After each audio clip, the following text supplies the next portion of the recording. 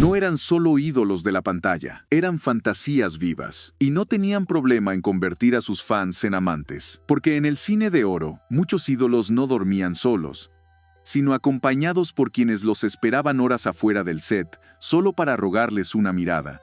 Pero algunos conseguían mucho más que eso, porque sí, hubo actores y actrices que adoraban acostarse con sus admiradores, no por necesidad, por placer, por poder, por el morbo de saber que el que se metía en su cama lo hacía con devoción. Esta no es la historia del amor romántico, es la historia de la fama convertida en carne.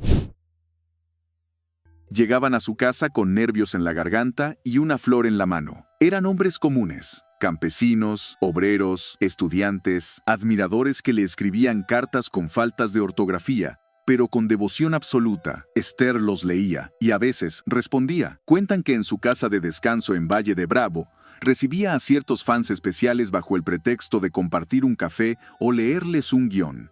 Pero los vecinos sabían que si el auto se quedaba toda la noche, no era por conversación. Una vez, una admiradora encontró a su esposo saliendo de esa casa al amanecer. Él no volvió a hablar del tema. Esther sí. A veces el cariño del público también se agradece, en privado. Galán elegante, de bigote recortado y mirada inquisitiva. No era de multitudes, pero sí de encuentros inesperados. Le gustaban los fans tímidos, los que no pedían autógrafos, los que lo miraban desde lejos, sin interrumpir. Una vez, una joven lo siguió en silencio por todo. Coyoacán nunca se le acercó, él se le acercó a ella. Le dijo, ¿te atreverías a seguirme, pero ahora hasta mi cama? Ella lo hizo, y al amanecer le dejó una nota, gracias por mirar hacia atrás, porque Abel no buscaba ruido, buscaba misterio, y si un fan sabía desaparecer en la sombra, se ganaba el derecho a aparecer en sus noches. Era la diosa Serena del cine de oro, distante, intocable, pero en giras por el norte se volvía otra. Soldados y oficiales la recibían con aplausos, algunos con flores, ella con media sonrisa. Pero si uno destacaba por educación, por insistencia, por algo que ni ella sabía explicar, lo invitaba a cenar. El protocolo era el mismo: cena discreta, whisky suave, una canción en voz baja, y después una suite de hotel sin prensa, sin público. Una vez, una mucama la escuchó decir, no me tomes como estrella, esta noche soy tu fan. Y al amanecer, volvía al personaje, al mito. Pero alguien más ya sabía quién era de verdad. Antes de ser la viuda de Pedro Infante, Irma fue la jovencita que enamoraba con canciones y gestos dulces. En sus giras por el norte, era perseguida por multitudes. A veces, necesitaba protección. Y entonces, pedía ayuda a sus propios fans. Un joven electricista la escoltó durante 3 días en Torreón. Terminó compartiendo cuarto con ella, según su hermana, que lo escuchó llorar de felicidad. Irma nunca lo negó, solo decía, la admiración también es una forma de amor. Y a veces, el amor se comparte. No buscaba escándalos, pero tampoco fingía ser santa. Sabía el poder que tenía, y no siempre lo usaba para firmar autógrafos. Era el ídolo de todos, y el amante de muchas. Pedro no necesitaba buscar. Lo esperaban, afuera del set, en los palenques, en las estaciones de radio. Mujeres casadas, jovencitas, maestras, enfermeras, todas soñaban con tocarlo, y algunas lo lograban. Según testimonio de una actriz secundaria, Pedro tenía un método. Elegía a una de entre el público, le pedía que lo esperara, y después, cuando el bullicio bajaba, mandaba a su chofer a recoger. Una vez, en Sonora, pasó 3 noches con una admiradora que lo había perseguido por 3 estados. Cuando le preguntaron por qué la eligió, respondió, porque cantaba mis canciones sin fallar una sola palabra. No era lujuria, era devoción de vuelta. Y para Pedro, no había mayor placer que ser deseado por quien lo conocía de memoria. Más sobrio, más estructurado. El charro cantor no era de escándalos, pero tenía un punto débil: las admiradoras que sabían cantar. Una vez, en Veracruz, una joven lo esperó con guitarra en mano. Le cantó una de sus propias rancheras en tono perfecto. Él la invitó a una cena de gala. Esa noche, según testigos, ella no volvió a su casa. Negrete era exigente, pero si alguien pasaba su prueba cultura, voz, elegancia, podía compartir con él más que una canción. Y al amanecer, siempre decía lo mismo: gracias por cantar conmigo, aunque sea sin micrófono.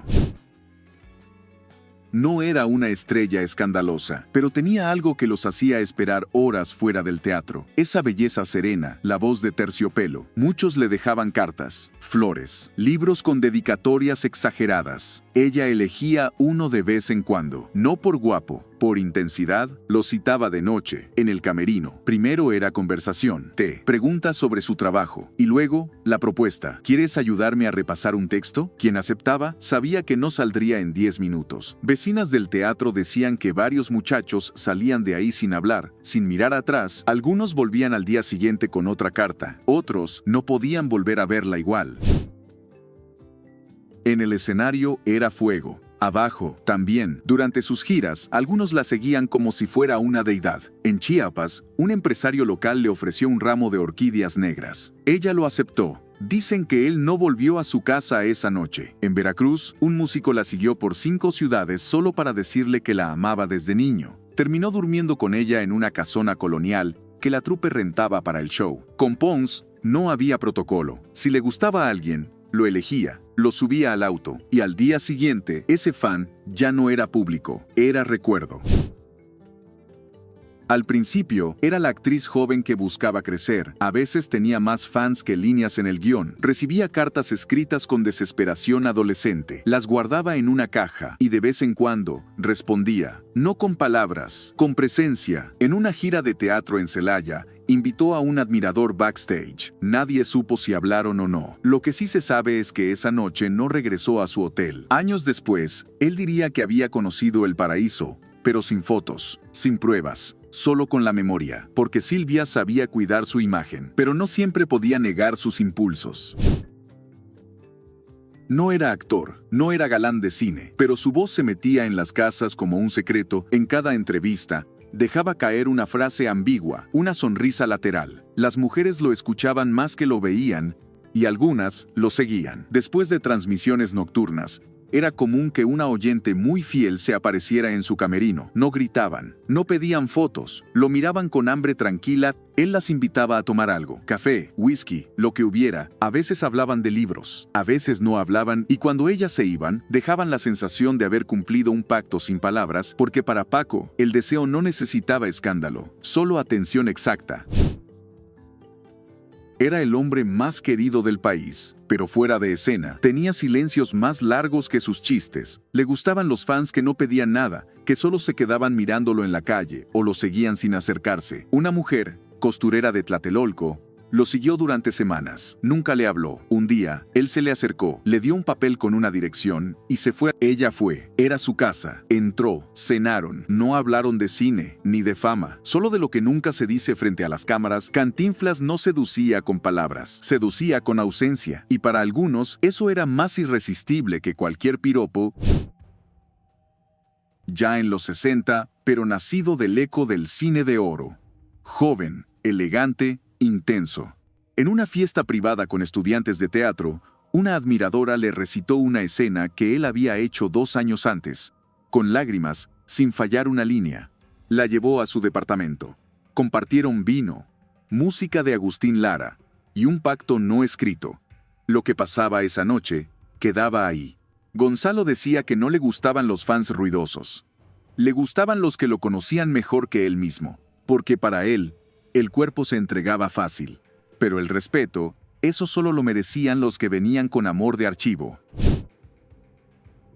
No fue escándalo, fue devoción, fue deseo correspondido y fue una forma brutal de decir, sí, tú también puedes entrar. ¿Y tú qué harías si tu ídolo te invitara a cruzar esa puerta? ¿Te quedarías mirando desde lejos o te atreverías a entrar? Te leo en los comentarios.